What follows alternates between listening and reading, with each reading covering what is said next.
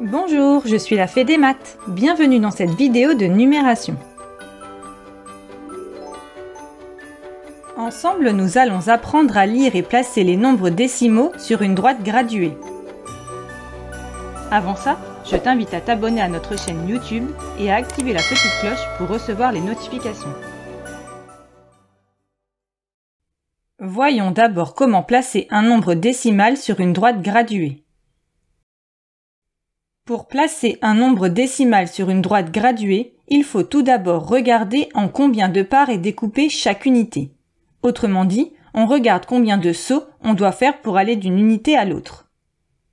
Ici, pour aller de 0 à 1, on doit effectuer 10 sauts.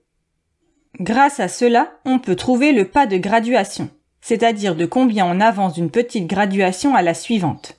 Ici, l'unité est coupée en 10. Donc chaque graduation représente 1 dixième.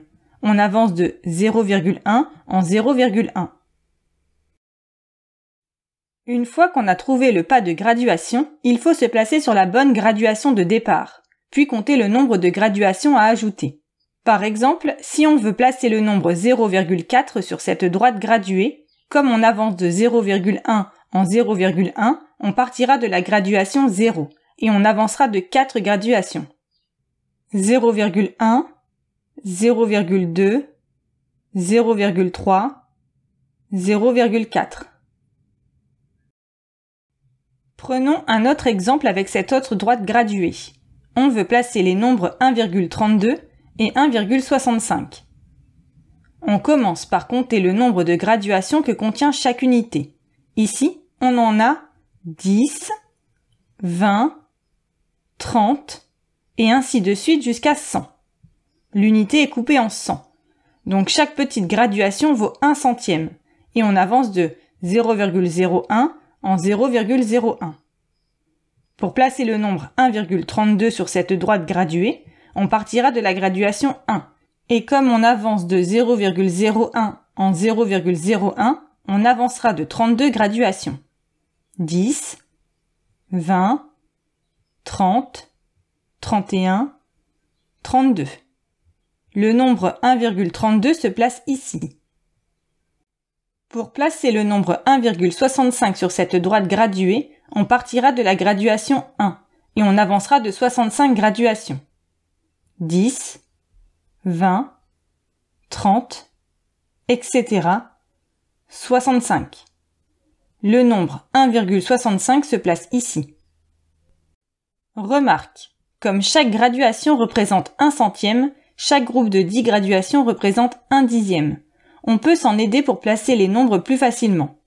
Ainsi, dans 1,32, on peut déjà avancer de 3 dixièmes à partir de 1, ce qui nous amène à 1,3. On n'a plus qu'à avancer de 2 centièmes. Sur certaines droites graduées, ces graduations intermédiaires seront déjà affichées. Tu pourras donc t'en aider directement. Voyons à présent comment lire un nombre décimal sur une droite graduée.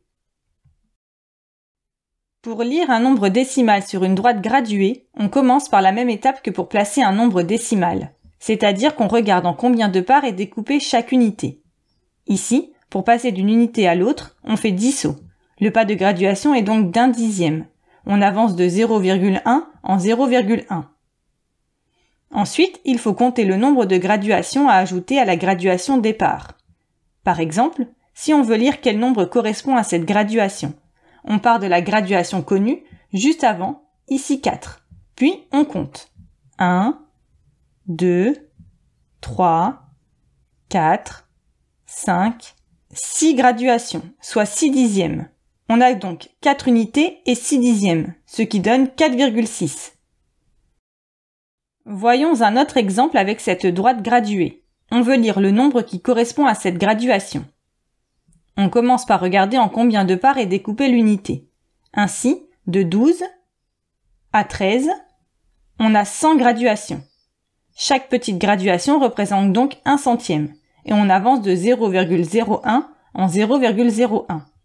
Chaque groupe de 10 graduations représente 1 dixième. On a d'ailleurs affiché les nombres correspondants.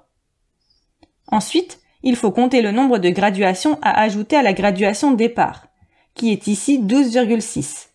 On compte. 1, 2, 3, 4 graduations, soit 4 centièmes.